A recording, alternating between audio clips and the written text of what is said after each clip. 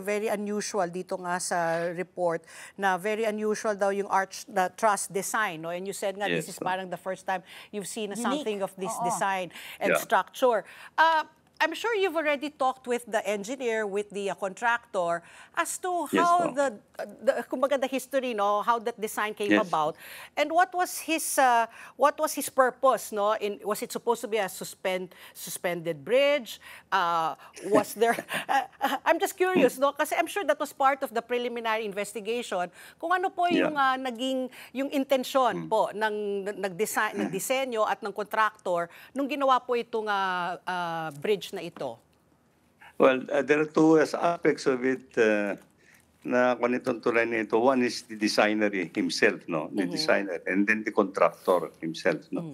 The contractor is saying that I have constructed in accordance with the design of the bridge, no? And truthfully, it was supervised actually by our people in Region 2. But along the way, yung mga first segments pa lang, may nakita na nilang mga defects, nag-crack na, So I think ang problema nito is while the contractor was doing the construction himself, napapansin na niya na may mga defects na lumalabas.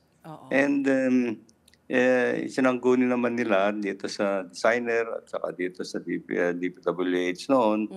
At ginagawa nila ng paraan, no, until such time na nakumpleto nila. But then again, even nung natapos daw yata itong tulay na ito, marami pa ring nakikita na ng defects, and that is the reason why the department at that time engaged a third-party consulting firm to assess the bridge structure, and nagkaroon nga ako ng recommendations for retrofitting. Hindi pa nagagamit, may retrofitting na nga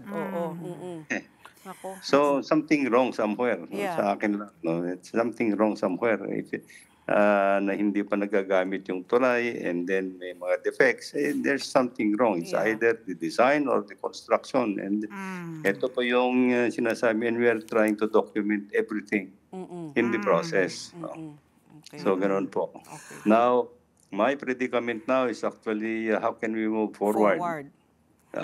Sabi ko ng contractor, because one of the segments yes, I am willing to, under my responsibility pa ito, kasi hindi pa na-turn over sa DPWH itong tulay na ito Hindi pa. So, and he said, yes, I'm willing to reconstruct it because it's still under my responsibility. But tell me, sabi niya sa akin, I'm going to reconstruct it the way it was designed, or are you going to recommend another type of structure?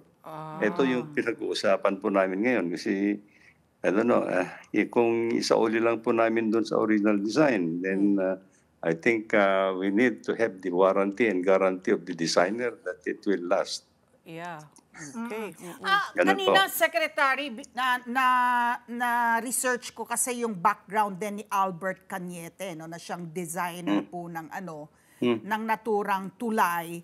Very impressive po yung credentials niya, no? Yung kanyang pag-aaral, yung educational attainment niya, nag-master siya sa engineering sa Virginia Polytechnic Institute and State University. More than 30 years of experience in bridge structural design. He has written like 4 books on, di ba, on bridge, yung structural engineering ng mga tulay. Very impressive. So, siya naman sa kanyang parte, sinasabi niya, dahil nga nag-cost cutting dito, di ba? Talaga ang pondo dapat dito ay 1.8 billion at dahil sa cost cutting, binaba ng 1.2 billion.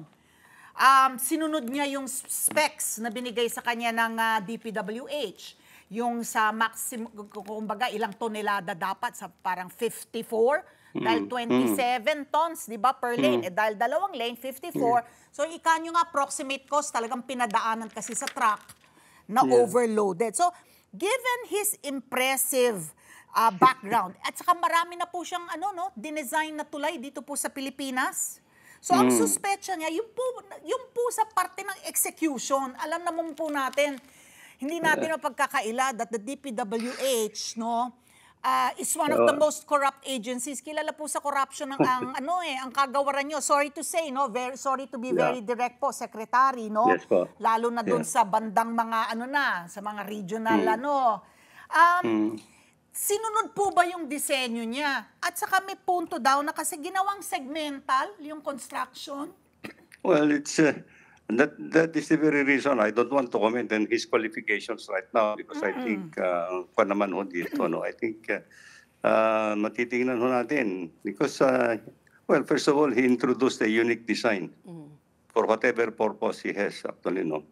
Why in the first place? Ang sabi ko nga sa sarili ko, because I've been in the department for a long time, eh, sabi ko, why not yung standard design na ginagamit naman? And why introduce a very unique design in the first place? Bakit po in-approve yung in-introduce? Yun din po, di ba? It's one thing that he introduced a unique design, but why did DPWH approve it? Eh, hindi ho na-approvean ng DPWH yata because I think sila rin nag-introduce and they carry with it the responsibility. Whatever design that they have introduced. Kasi it's medyo ticklish po ito medyo ticklish yung pagka-engage nila to do the detail engineering design. They are the supervisory, they are providing supervision consultancy services for the Bureau of Design na sila dapat nagre-review ng mga detail engineering design tapos sila rin ang gumawa ng detail engineering design.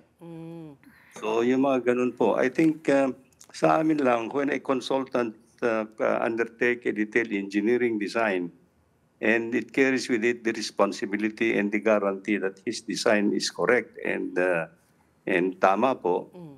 Sa amin po, sa DPWH, as far as I know, it's the administrative function namin to look into it kung kumpleto lang po yung design. And the responsibility still lies on the designer po. Let's get together, Sunnet 25, Sunnet 25.